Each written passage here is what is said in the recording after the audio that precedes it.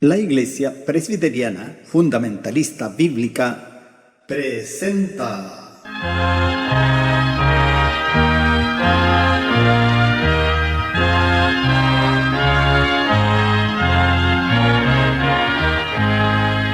La última llamada.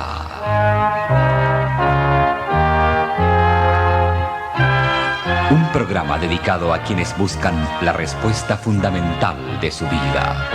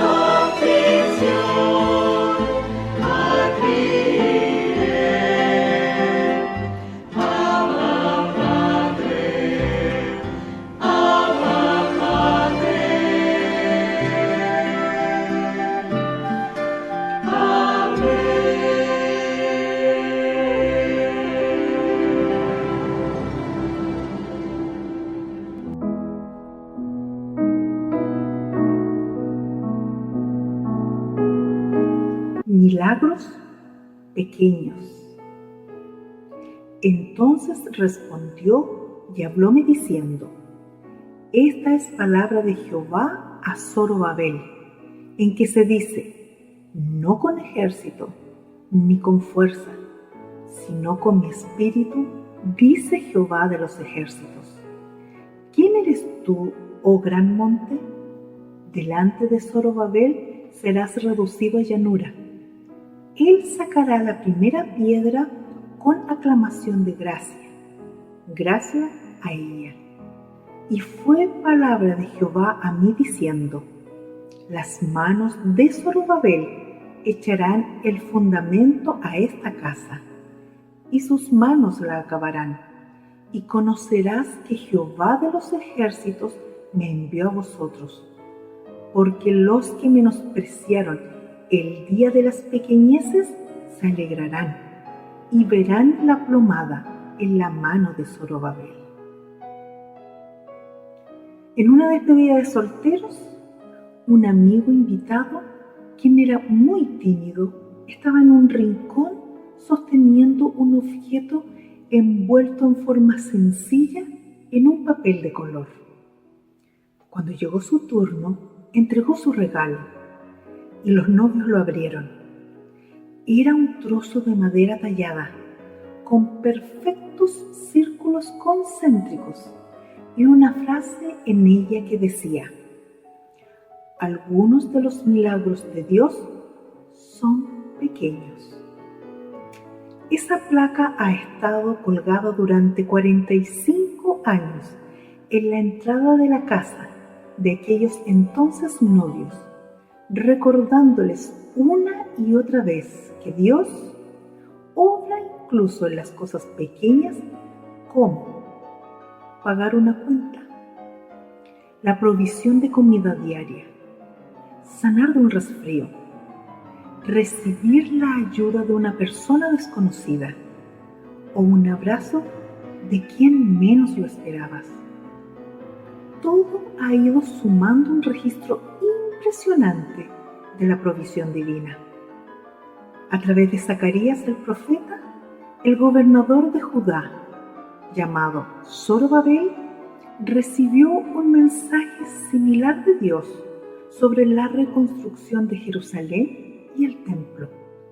Tras volver del cautiverio babilónico, el progreso se volvió lento y los israelitas se desanimaron. Dios le declaró a Zacarías: porque los que menospreciaron el día de las pequeñeces se alegrarán. Él lleva a cabo sus deseos a través o a pesar de nosotros, no con ejército, ni con fuerza, sino con mi espíritu, ha dicho Jehová de los ejércitos. Cuando nos cansemos de las aparentes pequeñeces de la obra de Dios en nosotros y a nuestro alrededor, recordemos que algunos de sus milagros pueden ser muy pequeños. Él usa personas o cosas, incluso animales, para sus propósitos mayores. ¿Dónde has visto pequeños milagros de Dios en tu vida? ¿Has sido usado por Dios para obrar un pequeño milagro? ¿Cómo ha usado Dios cosas tan pequeñas para satisfacer tus necesidades y las de los que te rodean? Clama a mí y te responderé y te enseñaré cosas grandes y dificultosas que tú no sabes. Jeremías capítulo 33, versículo 3. Milagros, milagros, ¿alguien cree en milagros?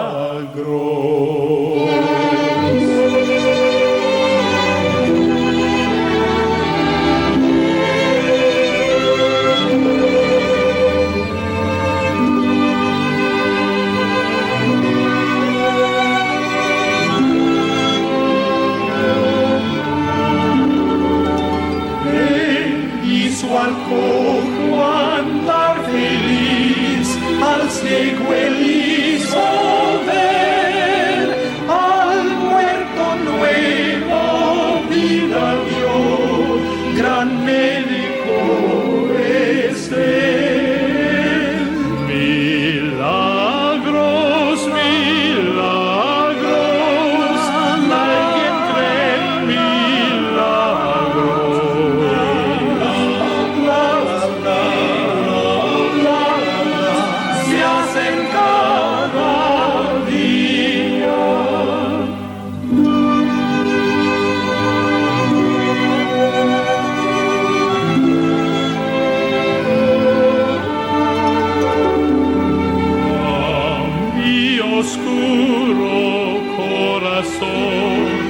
Jesús iluminó, un canto a mi alma dio, de amor él me llenó.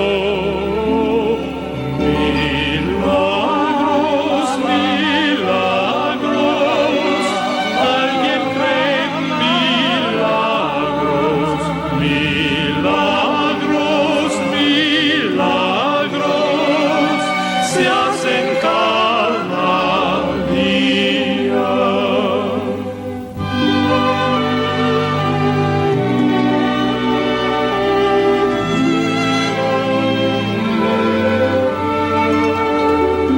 Si hoy te animas a confiar en ese buen Jesús,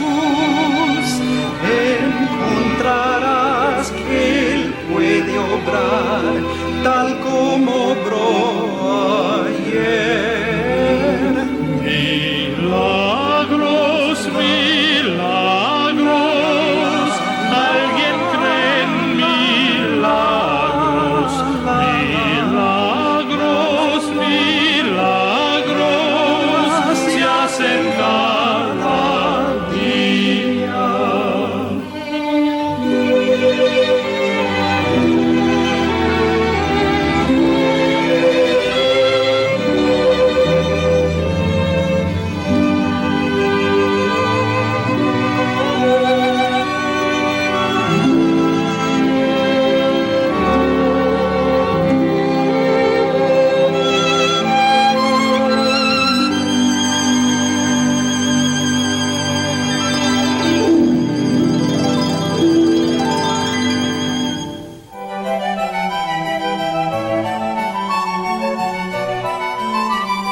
Las Sagradas Escrituras.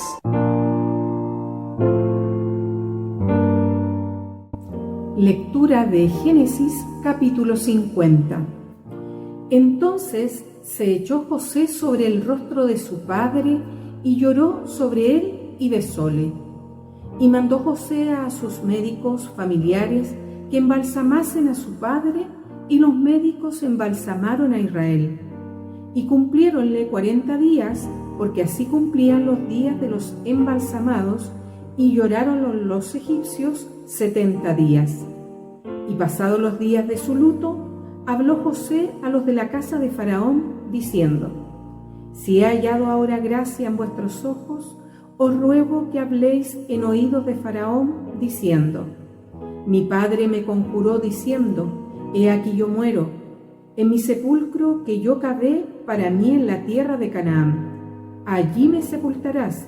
Ruego, pues, que me vaya yo ahora, y sepultaré a mi padre, y volveré. Y Faraón dijo: Ve y sepulta a tu padre como él te conjuró. Entonces José subió a sepultar a su padre, y subieron con él todos los siervos de Faraón, los ancianos de su casa, y todos los ancianos de la tierra de Egipto, y toda la casa de José y sus hermanos, y la casa de su padre. Solamente dejaron en la tierra de Gosén sus niños y sus ovejas y sus vacas. Y subieron también con él carros y gente de a caballo, e hízose un escuadrón muy grande.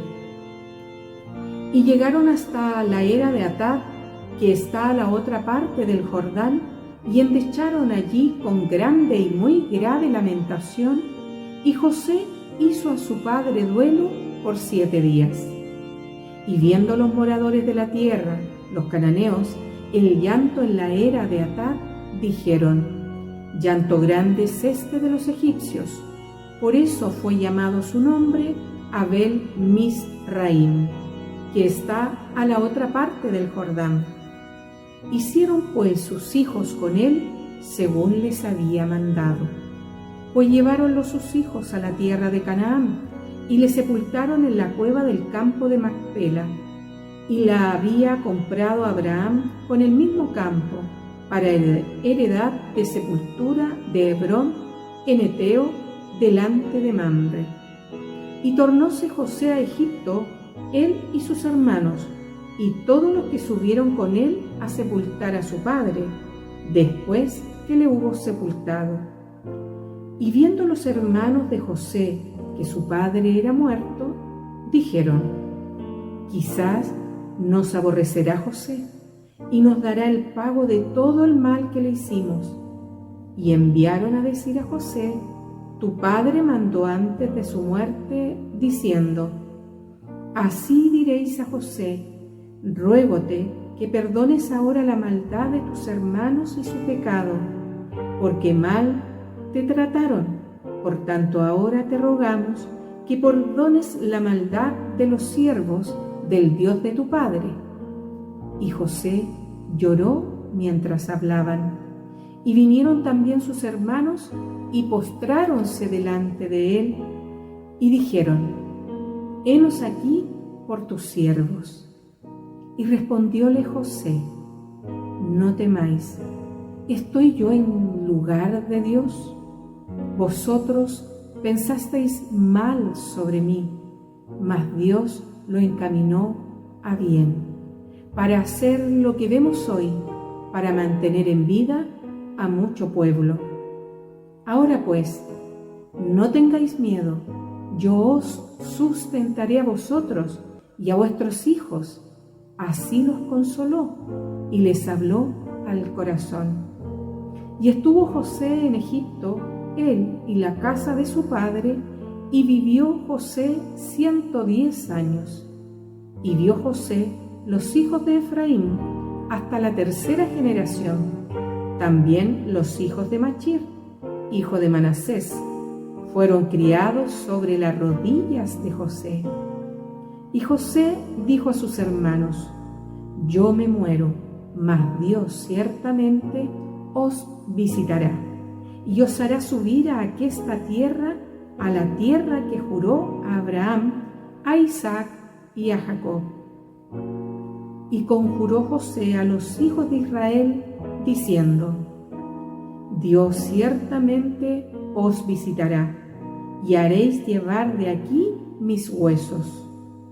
Y murió José de edad de 110 años, y embalsamáronlo, y fue puesto en un ataúd en Egipto. Escuchemos un mensaje de la palabra de Dios.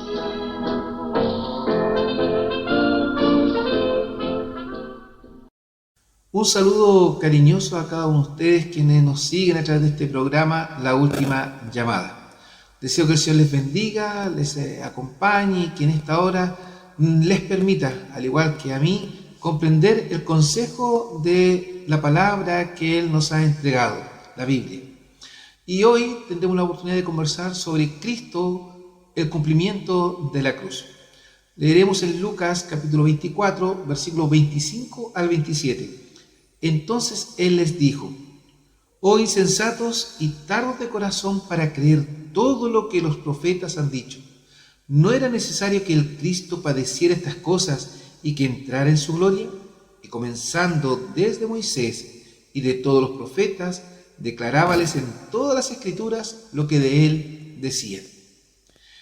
En este camino hacia la cruz ya hemos considerado la necesidad de la cruz. La carta a los Romanos nos ha recordado por qué era necesario que el Cristo muriese en ella. Hoy veremos cómo Cristo es el cumplimiento de la cruz. Cuando el Señor resucitó, se apareció a dos discípulos que iban camino a Emaús. Ellos caminaban reflexionando y conversando acerca de todo lo que había sucedido. La manera en que relatan los hechos y la forma en que hablan de Jesús evidencian no cercanía, sino distancia. Sus palabras reflejan la actitud de muchos cristianos que dicen creer en Cristo, pero viven como si Él no existiera o como si no hubiese resucitado. Y es lo que a lo mejor muchos que no creen en Cristo también piensan.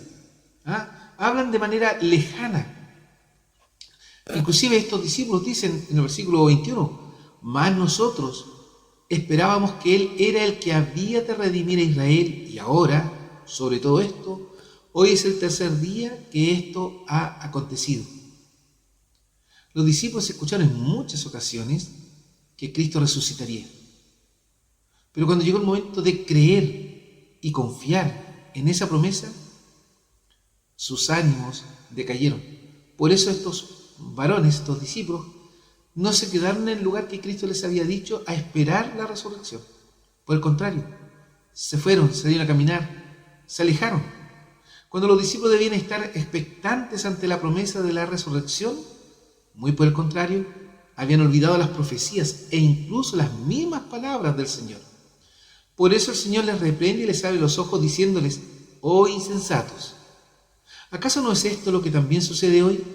Vivimos en un tiempo donde muchos, cristianos y no cristianos, han olvidado las promesas de Dios y no creen en ellas y no esperan en ellas. Como dice, el tiempo de la venida del Señor está cerca. ¿Lo crees? ¿Te estás preparando? ¿Estás expectante ante la venida del Señor?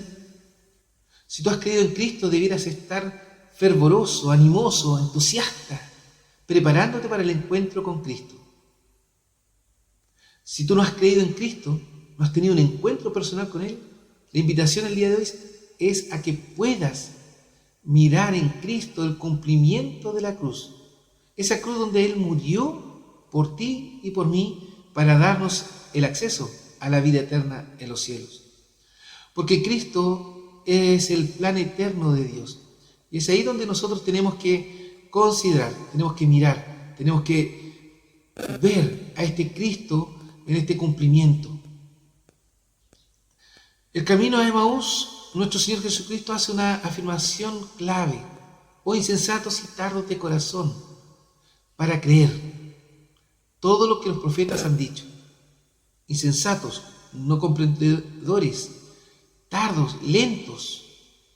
Luego añade: ¿no era necesario que el Cristo padeciera estas cosas y que entrara en su gloria? La palabra necesario no es casual. Nos habla de un plan divino establecido desde la eternidad. Aquí encontramos el concepto del decreto eterno de Dios, el cual habla de consejo, propósito soberano, plan determinado. Cristo no fue una víctima de circunstancias. Cristo fue el cumplimiento del plan eterno del Padre, del Dios eterno. Tenemos que entender que la cruz no fue improvisación, fue una determinación divina. Isaías 46:10, que anuncio lo por venir desde el principio y desde antiguo lo que aún no era hecho, que digo, mi consejo permanecerá y haré todo lo que quisiere. O como dice Hechos 2:23, a entregado por determinado consejo y providencia de Dios, prendisteis y matasteis por manos de los inicuos crucificándole. Cristo fue entregado por determinado consejo y providencia de Dios. Los hombres simplemente hicieron lo que Dios ya había destinado y predeterminado. O como dice Efesios 1, 4 y 5, según nos escogió en Él antes de la fundación del mundo, para que fuésemos santos y sin mancha delante de Él en amor, habiéndonos predestinado para ser adoptados hijos por Jesucristo a sí mismo, según el puro afecto de su voluntad. Nos escogió en Él antes de la fundación del mundo. Dios nos escogió, Dios preparó todo para que fuésemos parte de este pueblo. Por eso, Cristo vino, Cristo cumplió en la cruz. O como dice 1 Pedro 1:20, ya ordenado de antes de la fundación del mundo, pero manifestado en los primeros tiempos por amor de vosotros. Desde la eternidad, Dios ya había determinado salvar a un pueblo por medio de un Redentor y mediante la cruz. Esto es parte del pacto de redención, donde el Padre envía al Hijo y el Hijo obedece voluntariamente. Calvino señalaba que nada en la obra de Cristo fue accidental. Todo estaba gobernado por la providencia soberana de Dios. Esto debiera cambiar completamente nuestra perspectiva, donde nuestra salvación no comenzó cuando creímos, comenzó en la eternidad, en el corazón de Dios. Porque la cruz no es un plan B, es el plan eterno, perfecto, de gracia. Y por eso Cristo actuó como Cordero sustituto. Cuando Jesús explica las Escrituras, Él muestra que toda la historia redentora apunta a un sacrificio sustitutivo. Aquí encontramos el corazón del Evangelio. Cristo murió en lugar de otros, sustituto por otros. Cristo no murió simplemente como ejemplo, murió como un reemplazante. Desde el Antiguo Testamento, Dios ya había establecido este principio. Un inocente muere para que el culpable viva. Por ejemplo, en Éxodo 12, cuando se habla del Cordero Pascual, en la salida de Israel desde Egipto, el Pesaj, el pasar por alto, la Pascua, que mostraba o recordaba la salida de Israel de Egipto, es lo que se celebra en Semana Santa. ¿Ya? Eso es lo que debiéramos recordar, la Pascua. Pasar por alto, donde Dios pasa por alto los pecados de su pueblo y envía a un inocente a ocupar el lugar de ellos, derramando su sangre preciosa en el madero, allí en el dintel de la puerta, acá en la cruz del Calvario. Por eso Isaías 53:4 dice que llevó Él nuestras enfermedades, Cristo. O como Juan 10:11 lo declara, el buen pastor da su vida por las ovejas. O Romanos 5:8, Cristo murió por nosotros. Mas Dios encarece su caridad para con nosotros porque siendo aún pecadores, Cristo murió por nosotros. La Pascua en Egipto ya apuntaba a esto. La sangre del Cordero evitaba el juicio, evitaba la muerte del primogénito, pero para nosotros la muerte del unigénito trajo vida a quienes creen en Él obedeciendo sus preceptos. Isaías 53 lo declara con claridad: el siervo sufre por los pecadores. Sproul insistía en que la sustitución penal es el centro del Evangelio. Cristo recibe el castigo que nosotros merecíamos. Esto es profundamente personal. Cristo no murió de una forma general, murió por su pueblo, por los escogidos. Murió por pecadores reales, murió en lugar de culpables. Y esto nos lleva a una pregunta inevitable. ¿Estoy confiando en ese sustituto? ¿En ese Cristo, el cual obedeció al Padre y fue la ofrenda de justicia que nos limpió de nuestros pecados? A lo mejor tú, que en esta hora estás escuchando este mensaje, no has tenido un encuentro con Cristo y no sabes si puedes tenerlo. Sí, hoy puedes tener ese encuentro. Y puedes tener ese encuentro porque el Espíritu Santo mueve tu corazón a que consideres que eres pecador y que debes arrepentirte de tus pecados y creer en la obra sustituta de Cristo, en esta obra, que Cristo ocupó tu lugar. En ese Cristo debemos creer, porque vemos a Cristo como obediencia perfecta. La obra de Cristo no se limita a su muerte, incluye toda su vida de obediencia perfecta, de sumisión total al plan de Dios. Qué maravilloso ejemplo, al cual también como hijos somos llamados nosotros, sumisión total al Padre, al Dios Todopoderoso. Cristo obedeció donde Adán falló, y Cristo cumplió lo que nosotros no podíamos cumplir. Filipenses 2:8 dice: y hallado en la condición como hombre, se humilló a sí mismo, hecho obediente hasta la muerte y muerte de cruz. Ese es Cristo. Aquí encontramos una verdad maravillosa. Cristo no solo murió por nuestros pecados, también vivió una vida perfecta que es acreditada a nosotros. Esto es lo que los teólogos llaman obediencia pasiva, su muerte, y obediencia activa, su vida perfecta. Hermann Bavinck explica que ambas son necesarias para nuestra salvación. Necesitamos perdón, pero también necesitábamos justicia. Y Cristo provee ambas.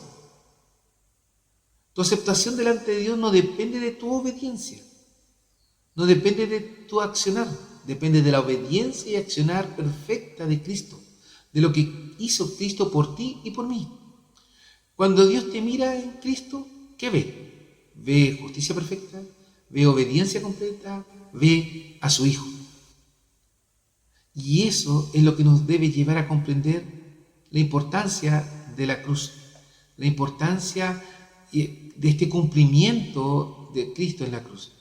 Cristo es el cumplimiento perfecto de la cruz porque fue determinado desde la eternidad, fue el sustituto perfecto y vivió en obediencia perfecta.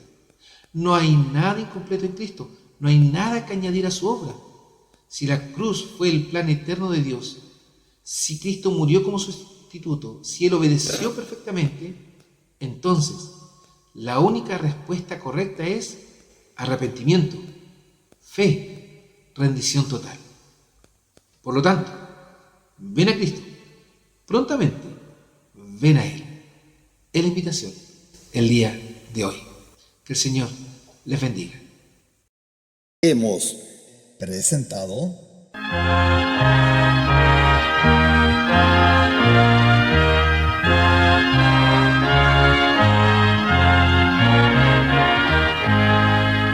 La última llamada.